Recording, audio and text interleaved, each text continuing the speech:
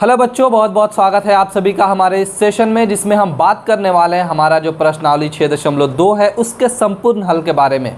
इससे पहले वाले वीडियो में हमने ऑलरेडी प्रश्नावली 6.2 के जो भी परिचय से रिलेटेड बातें होती हैं वहाँ पे हमने आपको बता दी है, तो इसलिए बहुत ही महत्वपूर्ण बन जाता है कि पहले आप उस परिचय वाले भाग को देखिए, उसके बाद प्रश्नावली 6.6 को खुद से सॉल्व करने की कोशिश कीजिए, उसके बाद इस वीडियो पे आइए। ये बहुत ही महत्वपूर्ण है आपके लिए। फिलहाल शुरू करते हैं। हमारा जो पहला प्रश्न है प्रश्नावली 6.2 का 1 नंबर प्रश्न क्या बोल रहा है कि आकृति 6.17 में प्रश्न संख्या 1 और 2 में DE जो है वो आपको समानांतर है BC के, तो 1 में हमें EC और 2 में AD ज्ञात करने हैं। ठीक है, ये हमने फिगर बनाया हुआ है, ऑलरेडी फिगर आपको दिया हुआ है किताब में। ठीक है, तो हमें करना क्या होगा, यहाँ पे बहुत ध्यान से देखिए। हमें पहले वाले फिगर में हमें क्या निकालना है, हमें EC निकालना है, EC। और दूसरे वाले फिगर में हमें क्या निकालना है, हमें AD निकालना है। लेकिन इससे पहले आपको मैं थोड़ा सा बता दूं कि हमने थेल्स प्रमेय में क्या पढ़ा था और थेल्स प्रमेय के विलोम के बारे में क्या पढ़ा था। जल्दी से रिवाइज कर लेते हैं, उसी से रिलेट करता हुआ ये प्रश्न है और उसके बाद हम इसको आसानी से सॉल्व कर सकते हैं। तो याद कीजिए कि हमने थेल्स प्रमेय में क्या पढ़ा था। थेल्स प्रमेय में हमने पढ़ा था कि कोई अगर एक रेखा होती है, ठीक है, मान लीजिए हमारे सामने एक त्रिभुज ABC है, तो कोई एक रेखा जो इस रेखा के यानी BC के समानांतर होती है, तो वो रेखा इन दो रेखाखंडों को यानी इन दो भुजाओं को बराबर अनुपात में क्या करता है, बांटता है। तो मान लीजिए कि हमारे पास अगर DE जो है वो अगर BC के क्या है, समानांतर है, तो थेल्स प्रमेय ये हमें कहता है कि इनका जो बाकी के बचा दो भुजा है उनका जो अनुपात है, जो ये अब चूंकि रेखाखंड हो चुके हैं, दो भागों में बढ़ चुके हैं, उनका अनुपात जो है वो आपको क्या होता है, बराबर होता है। तो थेल्स प्रमेय से हम क्या बोल सकते हैं कि AD बटे DB बराबर AE बटे EC। ये हमने पढ़ा था किसमें, ये हमने थेल्स प्रमेय में पढ़ा था। और सीधे इसके विपरीत जो है वो थेल्स का प्रमेय है, उसमें हमें ये बताया जाता है कि अगर कोई दो भुजाओं को मिलाने वाली ये रेखा अगर मध्य बिंदु को मिलाती है, यानी मध्य बिंदु से एक दूसरे को मिलाती है, तो वो रेखा तीसरे भुजा के समानांतर होती है।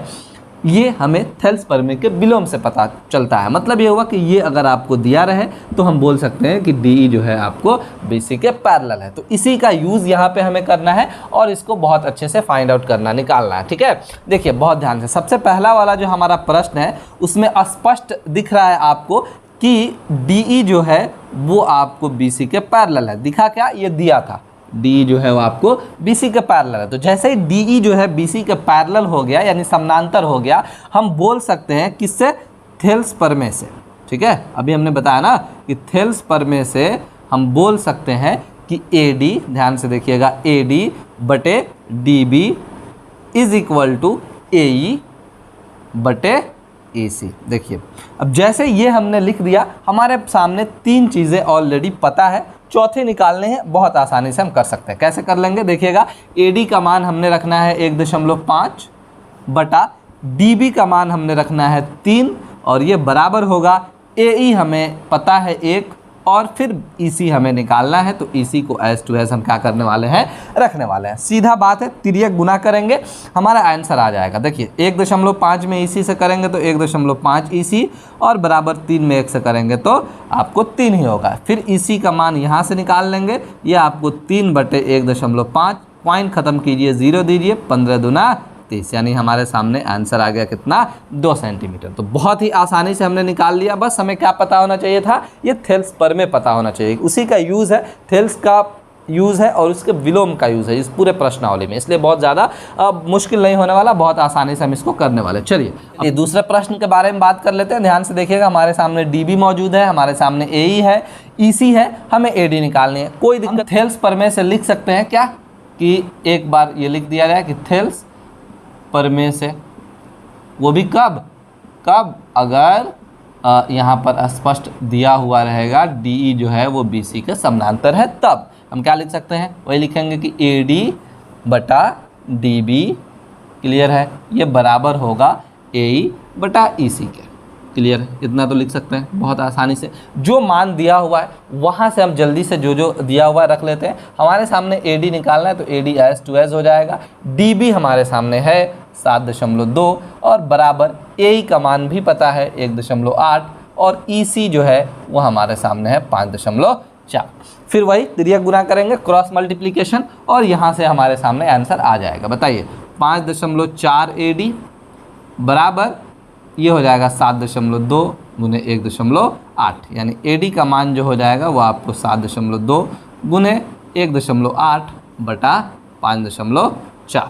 ठीक है, चलिए ये पॉइंट से पॉइंट खत्म, पॉइंट के बाद भी एक डिजिट है, एक अंक है, और यहाँ भी एक अंक है, तो इससे ये फ़ायदा होगा कि ये खत्म हो जाएगा 18 3 54 और इसको कटा दीजिए 3 दूना 6 3 चौका 12, यानी हमारा AD का मान जो है वो 2.4 सेंटीमीटर आ गया। तो बहुत ही आसान था पहला प्रश्न, हमने इसको कर लिया। अब बढ़ते हैं दूसरे प्रश्न में, फिलहाल आप इसे नोट डाउन कर सकते हैं। बढ़ते हैं हम लोग अपना जो प्रश्न संख्या 2 है उसके बारे में एक बार बहुत ध्यान से पढ़ते हैं। पहले क्या बोल रहा है कि किसी त्रिभुज PQR की भुजाओं PQ और PR पर क्रमशः बिंदु E और F स्थित है। निम्नलिखित में से प्रत्येक स्थिति के लिए बताइए कि क्या EF जो है वो QR के पैरेलल है या नहीं है, ये हमें बताना है। तो बहुत ध्यान से समझिएगा, हमने थेल्स प्रमेय का विलोम में क्या पढ़ा था, बस थेल्स प्रमेय का विलोम यहाँ पे लगेगा। हमने ये पढ़ा था कि अगर कोई त्रिभुज है और अगर इस त्रिभुज के जो ये वाली रेखा होती है जो दोनों भुजाओं के मध्य बिंदु को मिलाती है, ये रेखा इस भुजा के समानांतर कब होती है, जब इनका जो अनुपात होता है वो आपको बराबर होता है। मतलब ये हुआ कि अगर हमारे सामने एक त्रिभुज PQR है, यानी मान लीजिए कि PQR ये हमारा त्रिभुज है, ये बोल रहा है कि हमें बताना है कि क्या ये जो EF है वो इस QR के समानांतर है या नहीं है। तो हमें ये पता करना होगा कि अगर PE बटा EQ या QE बराबर PF बटा FR या RF, अगर ये इनका अनुपात हम बराबर ला देते हैं, मतलब ये होता है कि थेल्स के विलोम से हम कह सकते हैं कि EF जो है वो QR के समानांतर है। क्लियर है, तो काम वही करना है। सबसे पहला जो प्रश्न है हमारा उसमें PE का मान दिया हुआ है, तो जल्दी से यहाँ से शुरू कर लेते हैं। हमारा जो पहला प्रश्न है उसमें ऑलरेडी जो जो चीज़ें दी हुई हैं उसको हमने लिख लेना है। मान लीजिए हमने एक फिगर फिर से बना दिया और यहाँ पर जैसे जैसे इसने बोला कि PQR है, हमने PQR भी डाल दिया और EF जो लाइन को मिला रही है वो आपको हमने यहाँ पर रख दिया, और इसके हिसाब से PE का मान जो है वो आपको 3.9 है, और फिर EQ देखेंगे तो ये 3 सेंटीमीटर है, और उसी तरह PF यानी ये वाला 3.6 सेंटीमीटर है, और FR जो है 2.4 सेंटीमीटर। हमारा काम क्या है, हमारा काम यह है कि हम एक बार क्या करेंगे PE बटा EQ निकालेंगे, और एक बार हम क्या करेंगे PF बटा FR निकालेंगे। अगर ये दोनों का मान बराबर आ जाता है मतलब अनुपात बराबर है, और जब अनुपात बराबर है तो ये लाइन इस लाइन के समानांतर है, लेकिन होगा तब। तो निकाल लेते हैं PE जो है हमारा 3.9 है, बटा में EQ जो है वो हमारा 3 है। उसी तरह आगे बढ़ेंगे तो PF का मान 3.6 है, और ये हो जाएगा 2.4। सॉल्व कर लीजिए, यहाँ पर अगर पॉइंट ख़त्म करते हैं तो 0 होता है, तो ये आपको हो जाएगा 3 से 13 और ये हो जाएगा 10, यानी ये हमारा आ गया 13/10। इसके बाद इसको हम कुछ नहीं कर सकते, नहीं काट सकते।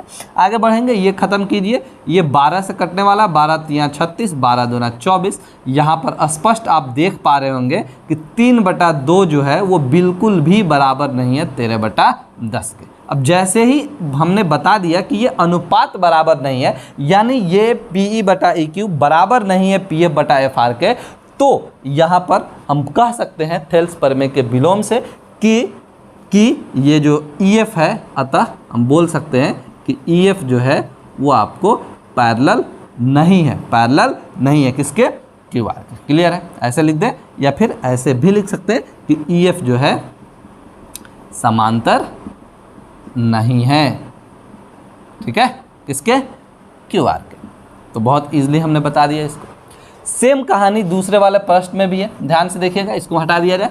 ओके दूसरे वाले प्रश्न में क्या क्या दिया हुआ है जल्दी से एक बार लिख लेते हैं। हमें तो निकालना वही है ना, सब में वही दिया है, PE बटा QE, PE बटा QE, एक बार ये निकालेंगे, और दूसरे बार में हम निकालेंगे, देखिएगा ध्यान से, हमने यहाँ पे लिखा हुआ है PF बटा FR, ठीक है, PF बटा FR। क्लियर है, अब इनका वैल्यू रख लेते हैं यहाँ पे। हमारे सामने PE जो है, वो 4 है और QE का जो मान है वो 4.5 है। क्लियर है, हमने रख लिया यहाँ पे। और उसी तरह PF का मान यहाँ से देख लेंगे 8 है और यहाँ पर RF बोले या FR बोले, बहुत अच्छे से जानते हैं, सेम होता है। तो ये आपको कितना दिया है, ये आपको 9 दिया है। ठीक है, ओके, पॉइंट ख़त्म कीजिए, 0 दीजिए। यहाँ से ये 8 से ख़त्म होगा, नहीं 5 से ख़त्म होगा, 5 बटे 40, 5 45, यानी 8/9। इसके आगे कुछ नहीं कर सकते, इसको कुछ कर ही नहीं सकते। देखिएगा ध्यान से, दोनों आपको बराबर आ रहे हैं। मतलब क्या है कि अगर हमारा PE बटा QE बराबर है PF बटा FR के, और ये है भी के 8/9 के। क्लियर है, तो हम बोल सकते हैं कि अतः किससे, थेल्स के विलोम से, थेल्स प्रमेय के विलोम से स्पष्ट बोल सकते हैं कि ये जो EF है वो आपको क्या है, QR के समानांतर है। ये हमने बता दिया। तो दूसरा वाला समानांतर है, ये वाला है, ये वाला नहीं। तीसरा देखते हैं, बहुत ध्यान से देखिएगा। तीसरा देखिएगा, फिगर बना दिया हमने, PQ का मान दिया हुआ। इस बार बहुत ध्यान समझेंगे, PQ यानी ये पूरा का मान दे दिया है, यहाँ से लेकर यहाँ तक का मान दे दिया आपको 1.28 सेंटीमीटर। ठीक है, ये पूरा है, बहुत ध्यान से। उसके बाद PR का मान भी दिया है 2.6, तो ये भी पूरा है 2.56 सेंटीमीटर, ये भी पूरा है। क्लियर है। अब PE का मान फिर हमें पता चल गया कि ये वाला यानी यहाँ से यहाँ तक का पोर्शन जो है वो आपको 0.18 है। क्लियर है। उसी तरह PF जो है वो 0.36 है। PF हमारा ये है 0.36। तो अब बताइए, ये पूरा पता है और ये PE पता है, उसी तरह ये पूरा पता है और फिर PF पता है। तो हम बहुत आसानी से इसको कर सकते हैं, इस पूरे में से इसको घटा देंगे तो ये वाला भाग आ जाएगा, और इस पूरे में से यानी PR में से और PF अगर घटा देते हैं तो किसके बराबर आ जाएगा, वो FR के बराबर हो जाएगा। ठीक है, तो जल्दी से निकाल लिया जाए QE का मान। चलिए, QE जो होगा वो 1.28 में से आप घटा सकते हैं 0.18। बताइए कितना हो जाएगा, 1.10। क्लियर है। उसी तरह अगर FR निकालना चाहते हैं तो वो 2.56 में से आप 0.36 घटा लीजिएगा तो आपके सामने आ जाएगा, कितना आएगा, 2.20। क्लियर है। यानी हमारा ये 2.20 हो गया और ये हो गया आपको 1.10। अब इनका अनुपात निकालते हैं, देखते हैं क्या होता है। अनुपात कैसे निकालेंगे, PE बटा QE का मान एक बार निकालेंगे और एक बार क्या निकालेंगे, PF बटा FR का मान निकालेंगे। दोनों समान आता है तो बोल देंगे कि हाँ, ये वाला जो रेखा है EF वो QR के समानांतर है। फिलहाल P का मान हमें पता है, P अभी हमने ऑलरेडी दिया हुआ था 0.18, और उसके बाद QE जो है अभी हमने निकाला वो है 1.10। उसी तरह PF का मान जो है वो हमें पता है 0.36, और उसके बाद FR का मान जो है वो भी पता है 2.20। क्लियर है। ओके, बहुत ध्यान से देखिएगा। इसको हम कुछ भी नहीं करते, ऐसे ही रहने देते हैं, क्योंकि एक चीज़ दिख रहा है कि अगर हम इसको आधा कर दें तो ये भी आपको हो जाएगा कितना, 0.18 अब बटा ये हो जाएगा 1.10। तो 1.10, ज़्यादा इधर उधर करने की ज़रूरत भी नहीं पड़ी, ये दोनों आ गया सेम। हाँ, फिर इसको छोटा कर सकते थे, पर क्या है ना, हमको उससे थोड़ी मतलब है, हमको तो मतलब है कि इन दोनों को अगर बराबर हो जाता है तो फिर वो समानांतर नहीं होता है तो नहीं है, तो पूरा नहीं कटाएंगे, कोई ज़रूरत नहीं है। इसका मतलब क्या है कि अतः यहाँ पर PE बटा QE जो है वो आपको बराबर है PF बटा FR के, और ये दोनों बराबर हो गए। आप अच्छे से देख लें, 0.18 और 1.10। अतः बताइए, अब थेल्स के विलोम से हम क्या बोल सकते हैं, थेल्स के विलोम से हम बोल सकते हैं कि ये जो लाइन है यानी EF जो लाइन है वो आपको समानांतर है किसके, QR के। तो आई होप आपको अब ये समझ में आ गया होगा। दो चीज़ें आप बहुत आसानी से कर सकते हैं। सबसे पहला जो प्रश्न था उसमें अगर कोई एक नहीं दिया रहता है तो उसे आप निकाल लीजिएगा, और दूसरे वाले स्थिति में आपको सभी चीज़ें मौजूद होंगी, यानी सभी जो आपको रेखाखंड है ना, सभी का मान पता होगा, और आपको बोला जाएगा कि बताइए EF जो है या फिर कोई भी नाम हो सकता है वो नीचे वाला यानी बेस यानी आधार का समानांतर है या नहीं है। तो आप बहुत ईजिली इसको चेक कर सकते हैं। अगर अनुपात बराबर आता है तो थेल्स का विलोम हम बहुत अच्छे से जानते हैं, उसका यूज़ कर लेंगे और बता देंगे कि हाँ ये आपको समानांतर है। अगर बराबर नहीं आता है तो नहीं। फिलहाल आप इसे नोट करिए। बढ़ते हैं अपना जो तीसरा प्रश्न है उसके तरफ। अब बात करते हैं हमारा जो प्रश्न 3 है उसके बारे में। बहुत ध्यान समझिएगा क्या बोल रहा है कि आकृति 6.18 में यह आकृति है में यदि LM जो है वो CB के समानांतर है और LN जो है वो CD के समानांतर है तो सिद्ध कीजिए कि AM बटा AB बराबर AN बटा AD है। बहुत ध्यान से समझिएगा करना क्या है, हमें ये बताना है कि AM बटा AB पूरा बराबर है AN बटा AD के और साथ साथ दो समानांतर दी हुई हैं, दो समानांतर रेखाएं आपस में।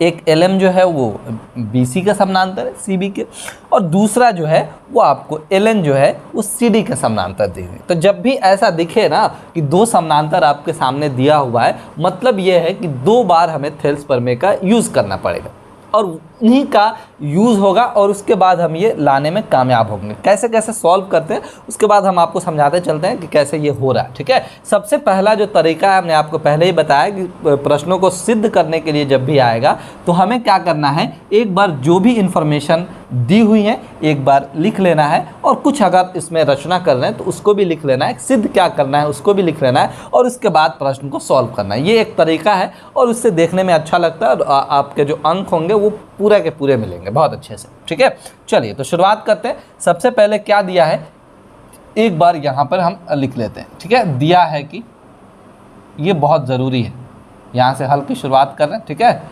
चलिए दिया है कि बताइए, दिया है दो चीज़ें दी हुई है हमारे सामने कि LM जो है वो आपको CB के समानांतर है तथा दूसरा जो है वो आपको LN जो है वो आपको CD के समानांतर है, ये दिया हुआ है। ठीक है, सिद्ध क्या करना है बताइए, उसको भी एक बार लिख लेते हैं।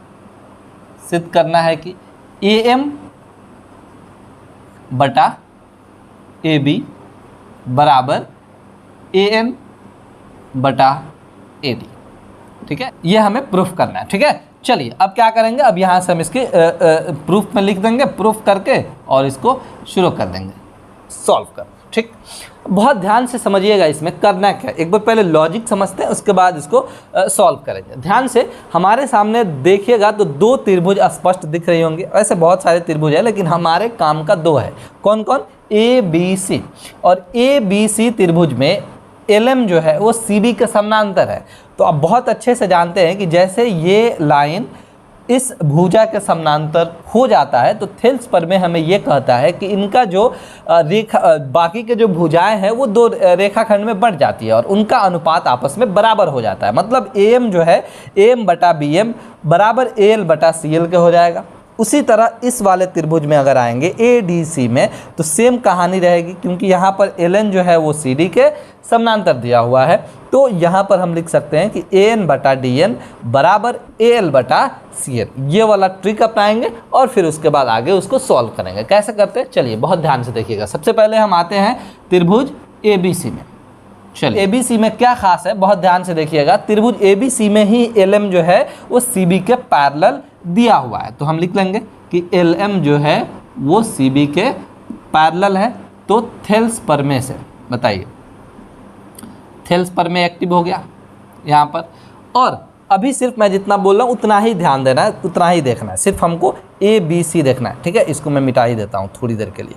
अब ABC में देखिएगा ध्यान से, ABC में ML या LM जो है वो CB के अगर समानांतर है तो हम लिख सकते हैं कि AM बटा BM बराबर AL बटा LC या CL। ठीक है, बोलिए कोई दिक्कत? मान लीजिए कि हमारा समीकरण 1 है। चलिए ओके, फिर इसको हमने मिला दिया। अब सेम काम हम क्या करेंगे, सेम काम हम करेंगे त्रिभुज ADC में। ओके, त्रिभुज ADC में बताइए इसमें क्या दिया हुआ है? इसमें दिया हुआ है LN जो है वो आपको CD के समानांतर है। मतलब क्या हुआ कि यहाँ पर हम एक बार लिख लेंगे कि LN जो है वो CD के समानांतर। ठीक है ना, चलिए आगे बढ़ते हैं। अब इसको फिर इग्नोर करेंगे, हम सिर्फ ए डी सी में ध्यान लगाएंगे और देखेंगे कि इसको हम चाहें तो लिख सकते हैं ए एन बटा डी एन, क्योंकि समानांतर रेखाएं जो हैं ये आपस में जब हो जाती हैं तो इनके भुजाओं का जो अनुपात है वो समान हो जाता है। थेल्स प्रमेय तो यही कहता है। तो यहाँ पर हम फिर से लिख सकते हैं कि थेल्स प्रमेय से, ध्यान से देखिएगा, थेल्स प्रमेय से क्या कि ए एन बटा एन डी बराबर ए एल बटा एल सी, ये हमारा हो गया समीकरण 2। अब देखिए बहुत ध्यान से, समीकरण 1 को देखिए, समीकरण 2 को देखिए। इसका जो दायां पक्ष है समीकरण 1 का ए एल बटा सी एल है या एल सी है, उसी तरह इसका जो हमारा समीकरण 2 है उसका दायां पक्ष है ए एल बटा एल सी है।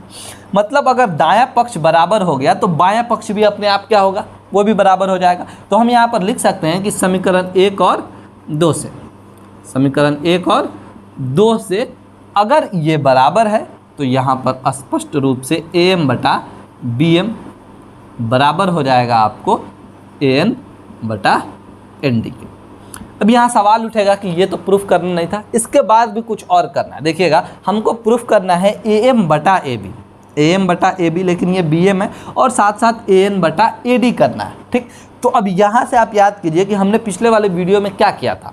इस तरह का जब भी बात आएगा, यानी ए बी और ए डी लाना है, तो जब भी पूरे का बात आएगा, पूरा भुजा जब हमारे सामने आएगी तो उसमें क्या कर रहे थे हम, इसको व्युत्क्रम कर दे रहे थे। यानी ए एम को तो रखना है, एम को रखना है ना, हाँ एम को रखना है क्योंकि ये तो दिया हुआ है, तो एम को एज टू एज रहने देंगे और उसके लिए हमें एम को पलटी मारना पड़ेगा। यानी इसका व्युत्क्रम करेंगे तो ये हो जाएगा बी एम बटा एम और बराबर एन डी बटा एम। हमने आपको बताया था कि जिसको रखना है उसको नीचे रख दीजिए, वो रहेगा। को बी एम को बदल के किस में लाना है, बहुत ध्यान से देखिएगा, उसको ए बी में लाना है। ठीक, चलिए बहुत ध्यान से। अब इसके बाद का जो प्रोसेस था बहुत आसान था, दोनों तरफ हम क्या कर रहे थे, एक को जोड़ रहे थे, एक जोड़ दे रहे थे।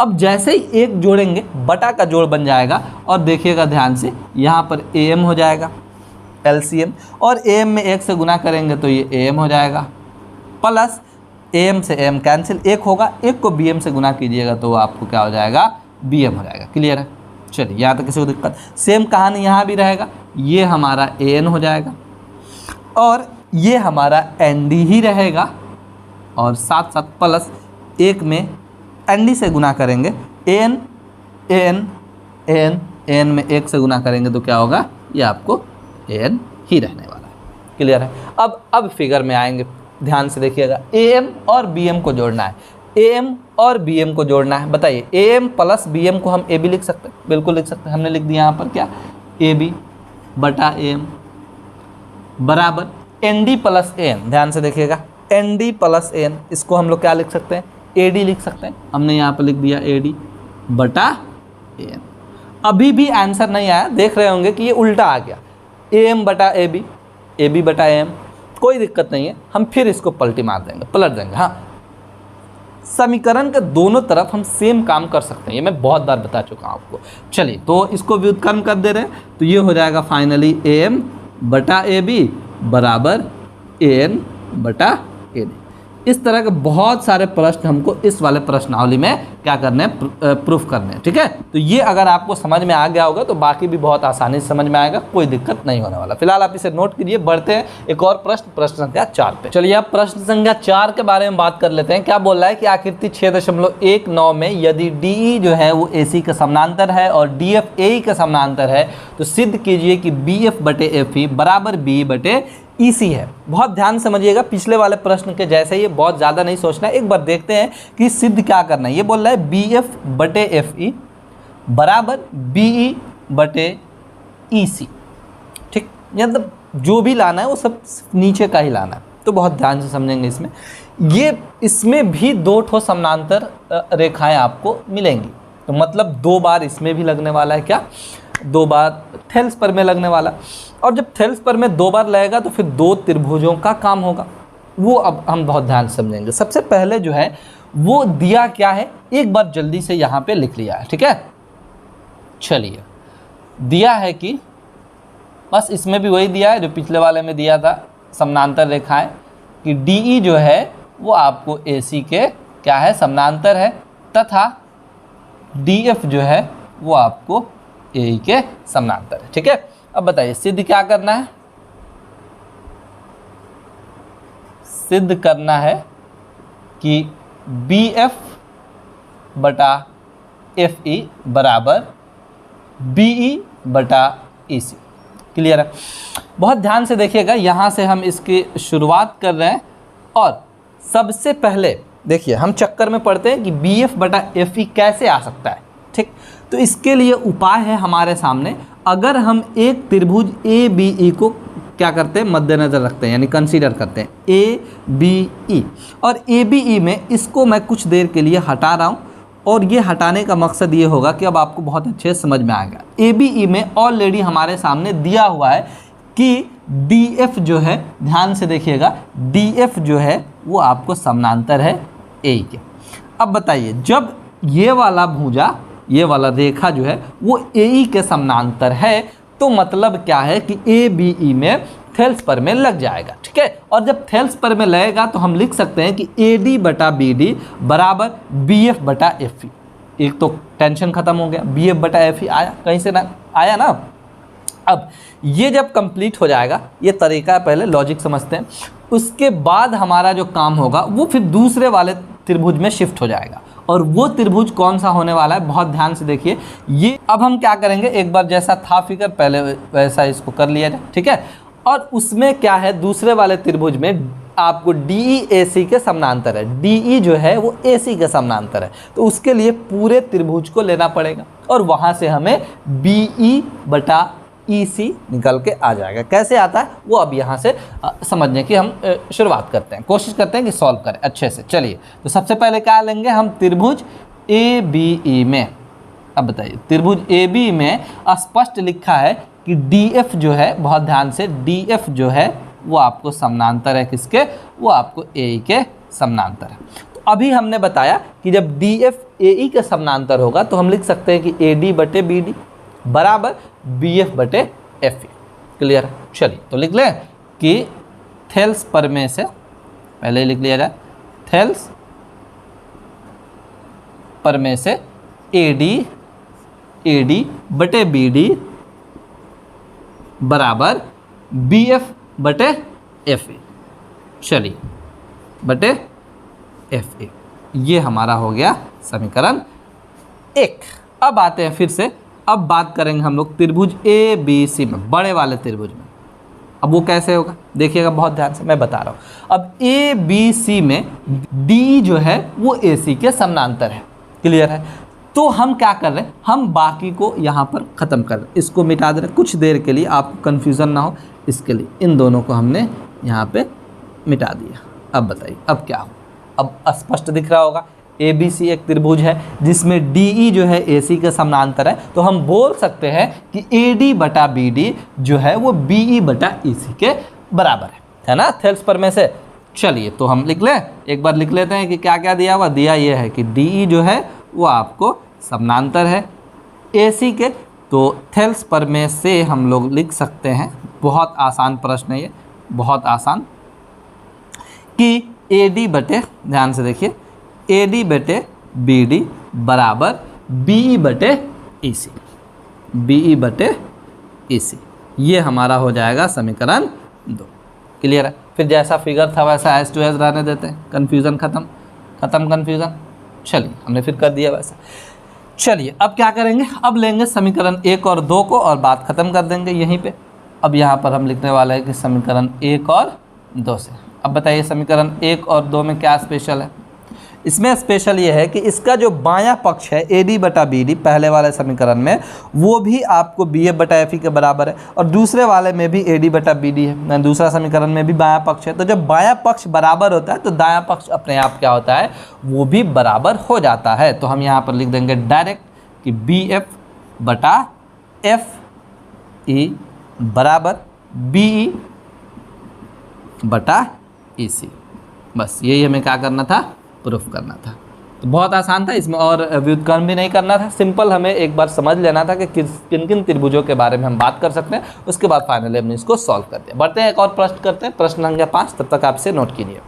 लोग प्रश्न 5 पे बात करेंगे। क्या बोल रहा है पहले ध्यान से समझते हैं कि आकृति 6.20 में DE जो है वो OQ के समानांतर है और DF जो है वो OR के समानांतर है। दर्शाइए कि EF जो है वो QR के समानांतर है। इस बार बिल्कुल अलग प्रश्न है और इस वाले प्रश्न में बहुत ध्यान से याद कीजिए आप कि कोई भी अगर रेखाएं हमको समानांतर दर्शानी होती हैं तो कौन सा हम प्रमेय का यूज़ करते हैं। बहुत अच्छे से याद होगा कि हम वहाँ पे यूज़ करते हैं थेल्स का विलोम। मतलब क्या हुआ, ध्यान से देखिएगा कि अगर कोई लाइन यहाँ पर फिलहाल EF जो है वो QR के समानांतर हमें प्रूफ करनी है, तो मैं यहाँ पर ऐसे जल्दी से समझा देता हूँ कि थेल्स का विलोम क्या कहता है। थेल्स का विलोम ये कहता है कि अगर कोई दो भुजाओं के मध्य बिंदु को मिलाने वाली जो रेखा होती है वो अगर समान अनुपात में होती है तो हम कह सकते हैं कि ये रेखा इस वाले भुजा के समानांतर होती है। मतलब क्या हुआ कि मान लीजिए हमारे सामने P और यहाँ पर Q और ये R एक त्रिभुज है और EF ये जो लाइन है जो मध्य बिंदु को मिलाने वाली है, और अगर ये कहता है विलोम उसका थेल्स का विलोम कि PE बटा EQ जो है वो अगर बराबर है PF बटा FR के, तो हम बोल सकते हैं क्या कि EF जो है वो समानांतर है किसके, QR के। तो यहाँ से अब स्पष्ट आपको समझ में आ गया होगा कि अगर हमारे सामने अनुपात बराबर हो जाते हैं तो हम बता सकते हैं कि जो दिया हुआ ये रेखा है वो इस भुजा के समानांतर है। सेम काम हमको इसमें भी करना है। अभी पूरा जो अंदर का जो फिगर में दिया हुआ है उसको इग्नोर करना है। अभी सिर्फ हमें ये देखना है कि PQR एक बड़ा सा त्रिभुज है, उसमें हमें EF जो है वो QR के समानांतर प्रूफ करना है, साबित करना है। क्लियर है? तो करेंगे कैसे? अगर हम ये करने में कामयाब हो गए कि PE बटा EQ बराबर PF बटा FR हो जाए तो फिर आसानी से EF बटा QR आपको समानांतर हो जाएगा। क्लियर है? तो ये काम हमें करना है, इसको हमने आपको बता दिया। करेंगे कैसे वो भी बहुत आसान है, बहुत ईजिली हम लोग उसको कर सकते हैं। बहुत ध्यान से देखिएगा। सबसे पहले क्या करते हैं, एक बार लिख लेते हैं जो भी दिया हुआ है और वहाँ से इंफॉर्मेशन निकालते हैं। इसमें भी दो आपको समानांतर रेखाएं दी हुई हैं तो इससे बहुत फ़ायदा होने वाला है। चलिए एक बार लिख लिया जाए। क्या दिया है कि क्या क्या दिया हुआ है कि DE जो है वो आपको OQ के समानांतर है तथा DF जो है वो आपको OR के समानांतर है। ठीक है, सिद्ध क्या करना है, जल्दी से लिख लिया जाए। सिद्ध करना है कि बहुत आसान है, सिद्ध करना है कि EF जो है वो आपको क्या है, समानांतर है QR के। ठीक, चलिए शुरू किया जाए। ओके, देखिए कैसे करेंगे। ध्यान से देखिए, दिया है कि ED जो है, ED या फिर DE जो है वो आपको OQ के समानांतर है।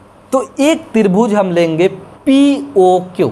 ठीक, हम अगर एक त्रिभुज लेते हैं POQ, मैं कुछ देर के लिए इसको हटा रहा हूँ, कन्फ्यूज़न खत्म हो जाएगी आपकी। देखिएगा ध्यान से, अगर हम POQ के बारे में बात करते हैं तो चूंकि DE जो है वो OQ के समानांतर है, दिया हुआ है, तो इसमें थेल्स प्रमेय लग जाएगा। तो थेल्स प्रमेय ये बोलता है कि ये जो दोनों भुजाएं हैं वो उनका जो अनुपात है वो आपको बराबर हो जाता है, यानी PE बटा EQ जो है वो बराबर हो जाएगा PD बटा DO के।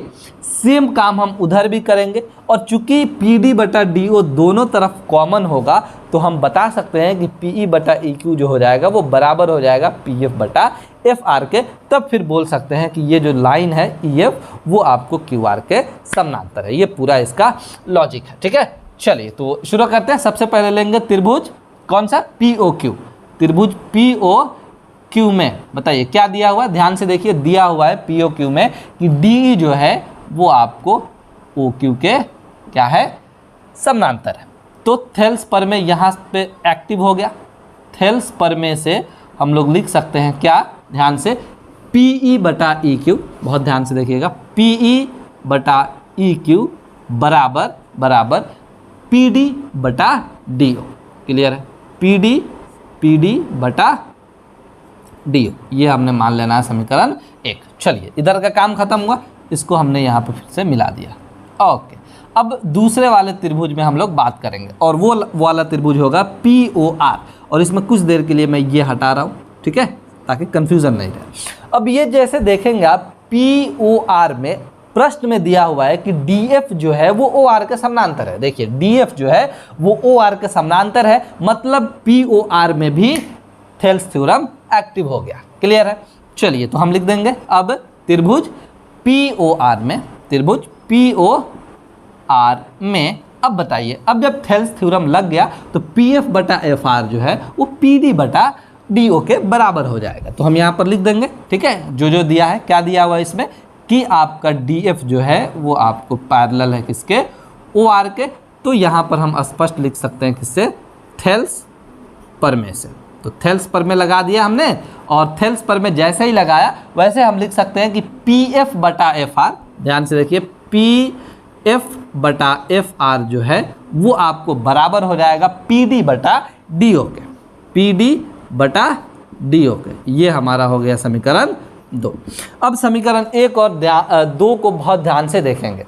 बहुत ध्यान से देखने पर आपको पता चलेगा कि पी डी बटा डी ओ, पी डी बटा डी ओ, यानी इसका जो दायां पक्ष है वो बराबर है दोनों समीकरण का। तो हम जानते हैं कि जब दायां पक्ष बराबर होता है तो अपने आप बायां पक्ष भी बराबर हो जाता है। तो यहाँ से क्या लिखेंगे कि समीकरण 1 और 2 से, समीकरण 1 और 2 से हम लिख सकते हैं कि पी ई बटा ई क्यू बराबर व्हाट, पी एफ बटा एफ आर। अब देखिए जैसे ही हमने ये प्रूफ कर दिया तो यहाँ हम लिख देंगे किससे, जैसे ही हमने बता दिया कि पी ई जो है उसका पी बटा ई क्यू का जो रेशियो है, अनुपात है, पी एफ बटा एफ आर के बराबर है। तो हम यहाँ पर लिख सकते हैं कि थेल्स परमेय के विलोम से, यानी उसका विलोम हम यहाँ पर यूज़ करेंगे और स्पष्ट बता देंगे कि भाई जो ये ई एफ जो लाइन थी वो आपको किसके पैरेलल है, वो आपको क्यू आर के पैरेलल है। यानी हम बोल सकते हैं कि ई एफ जो है वो आपको किसके पैरेलल है, यानी समानांतर है क्यू आर के समानांतर। बहुत ही ईजिली हमने प्रूफ कर दिया। तो जब भी आपको समानांतर प्रूफ करना होगा तो आपको सबसे पहले उसका रेशियो बराबर करना होगा, जो हमने कर दिया। हमने बहुत इजीली रेशियो बराबर कर दिया और उसके बाद थेल्स परमेय के विलोम का यूज़ किया और इसको आसानी से यहाँ पे बना लिया। चलिए अब प्रश्न संख्या 6 पे बात करेंगे, इसको आप नोट कीजिए। आइए अब बात करते हैं प्रश्न संख्या 6 पे क्या बोल रहा है। बहुत ध्यान से समझेंगे कि आकृति 6.21 में क्रमशः ओ पी, ओ क्यू और ओ आर पर स्थित बिंदु ए, बी और सी इस प्रकार है कि ए बी समानांतर है पी क्यू के और ए सी समानांतर है पी आर के। दर्शाइए कि बी सी समानांतर है क्यू आर के। बहुत ध्यान से समझिएगा, प्रश्न क्या बोल रहा है कि पी क्यू आर एक त्रिभुज है, उसमें ओ पी, ओ क्यू और ओ आर 3 रेखाएं हैं। ऐसी रेखाएं हैं जिस पे 3 बिंदुएं होती हैं, ओ पी पर ए, ओ क्यू पे बी और ओ आर पे सी। और ये तीनों बिंदुएं ऐसी होती हैं कि ए बी जो है वो पी क्यू के समानांतर हो जाता है और ए सी जो है वो पी आर के समानांतर हो जाता है। ये बात दिया हुआ है। और तीसरे में बोल रहा है कि हमें बताना है बी सी जो है वो क्यू आर के समानांतर है, यानी प्रूफ करना है कि बी सी समानांतर क्यू आर। करेंगे कैसे, एक बार लॉजिक समझते हैं। बहुत ध्यान से समझिएगा कि बी सी को क्यू आर के समानांतर प्रूफ करने के लिए क्या करना पड़ेगा। पिछले प्रश्न में हमने आपको बताया कि अगर हम ध्यान से देखिए, ये ओ क्यू आर एक त्रिभुज को लेकर ओ बी बटा बी क्यू, ध्यान से ओ बी बटा बी क्यू को अगर हम बराबर प्रूफ कर देते हैं ओ सी बटा सी आर के, तो हम थेल्स के विलोम से ये लिख सकते हैं कि बी सी जो है वो क्यू आर के समानांतर है। मतलब लॉजिक यही है कि ओ बी बटा बी क्यू बराबर ओ सी बटा सी आर पहले प्रूफ करना है, उसके बाद automatic B C Q R के समानांतर हो जाएगा थेल्स के विलोम से। क्लियर है? तो एक बार जल्दी से जो काम करना है कर लेते हैं। वैसे जो भी हमारे सामने 2 पैरेलल लाइंस ऑलरेडी दी हुई हैं, इसका मतलब 2 त्रिभुज मानेंगे हम, इसी में देखेंगे और वहाँ से इसको लाने की कोशिश करेंगे। बहुत आसानी से आएगा, बहुत ध्यान से देखिएगा। क्या है, एक बार दिया हुआ है उसको जल्दी से लिख लिया जाए। दिया हुआ है कि ए बी जो है वो आपको समानांतर है पी क्यू के, तथा दूसरा जो है वो आपको ए सी जो है वो पी आर के समानांतर दिया हुआ। ठीक है, सिद्ध क्या करना है बताइए? सिद्ध करना है कि बी सी जो है वो समानांतर है क्यू आर के। क्लियर है? बहुत ध्यान से देखिएगा। अब हम शुरू कर रहे हैं और बारी बारी से 2 त्रिभुज को कंसीडर करेंगे, लेंगे। कैसे? सबसे पहला जो होगा हमारा त्रिभुज पी ओ क्यू होगा। चूंकि पी ओ क्यू त्रिभुज में हमें पता है कि ए बी जो है वो पी क्यू के समानांतर है, दिया हुआ है ना कि ए बी पी क्यू के समानांतर है। तो जैसे ही हमें पता चला कि ए बी पी क्यू के समानांतर है, यहाँ थेल्स प्रमेय एक्टिव हो गया। तो थेल्स प्रमेय ये कहता है कि जैसे ये लाइन इस लाइन के आपको पैरेलल हो गई तो इनका जो रेशियो होगा, अनुपात होगा, वो बराबर होगा। मतलब क्या है, एक बार हम लिखते हैं कि त्रिभुज पी ओ क्यू में, त्रिभुज पी ओ क्यू में बताइए क्या दिया हुआ है, एक बार जल्दी से लिख लिया जाए कि अगर ए बी जो है वो पी क्यू के बराबर है तो क्या लिख सकते हैं बताइए। थेल्स प्रमेय के हिसाब से हम ये लिख सकते हैं, ध्यान से देखिएगा कि बहुत ध्यान से, पी ओ क्यू के बारे में बात हो रही है, ए बी जो है वो आपको पी क्यू के समानांतर है। तो हम लिख सकते हैं कि ओ बी बटा बी क्यू बराबर ओ ए बटा ए पी। क्लियर है ना। चलिए तो लिख लिया जाए, ओ बी बटा बी क्यू ये बराबर हो जाएगा हमारा ओ ए बटा ए पी के। सिर्फ आपको अभी पी ओ क्यू को ही ध्यान में रखना है, बाकी से कोई मतलब नहीं है। ठीक, ओके। चलिए तो ओ बी बटा बी क्यू बराबर ओ ए बटा ए पी, ये हमने मान लेना है समीकरण 1। सेम काम हम इधर आएंगे जब करेंगे, क्योंकि हमको पता है कि ए सी जो है पी आर के समानांतर है। तो इस बार लेने वाले हम त्रिभुज पी ओ आर और देखेंगे कि त्रिभुज पी ओ आर में हम क्या कर सकते हैं। वही करेंगे जो पिछले वाले समीकरण को लाने में किया। पी ओ आर में ध्यान से देखिएगा, हमें पता है कि ए सी जो है वो पी आर के समानांतर है। अब देखिए ध्यान से, अगर ए सी पी आर का समानांतर है, फिर यहाँ पे आपको कौन सा थ्योरम लगेगा, थेल्स थ्योरम लगेगा। और वहाँ से हम लिख सकते हैं कि ओ सी बटा सी आर जो है ओ ए बटा ओ पी के बराबर है। क्लियर है। तो हम यहाँ से लिखना शुरू कर रहे हैं थेल्स प्रमेय से। वो क्या, थेल्स प्रमेय से ये मिलेगा कि ओ सी बटा सी आर, ओ सी बटा सी आर बराबर ओ ए बटा ए पी। क्लियर है। अब आप बहुत ध्यान से समीकरण 1 और 2 को देखिए। समीकरण 1 और 2 में जो दायां पक्ष है ओ ए बटा ए पी और 2 में भी दायां पक्ष वो आपस में बराबर है। तो समीकरण 1 और 2 से हम क्या लिख सकते हैं बताइए। समीकरण 1 और 2 से हम इजली ये लिख सकते हैं कि हमारा जो LHS है यानी लेफ्ट हैंड साइड है वो भी आपस में क्या है, बराबर है। यानी ओ बी बटा बी क्यू बराबर ओ सी बटा सी आर। हमें यही प्रूफ करना था। ध्यान से देखिए, हमने पहले ही बताया था ना कि अगर ओ बी बटा बी क्यू बराबर ओ सी बटा सी आर प्रूफ कर दे तो हम क्या कर सकते हैं, हम थेल्स के विलोम से ये कह सकते हैं कि बी सी जो है क्यू आर के समानांतर है। बस इसलिए हम यहाँ से क्या लिख देंगे कि थेल्स के विलोम से जो रेखा BC है वो भुजा QR के समानांतर है। ये हो गया हमारा प्रूफ। बहुत आसान था, पिछले प्रश्न के जैसा ही था, तो हमने इसको आसानी से कर दिया। चलिए अब आगे के जो प्रश्न होंगे अगली वीडियो में आपको लिंक डिस्क्रिप्शन में मिल जाएगा, वहाँ से जाकर देखिए। बहुत बहुत धन्यवाद।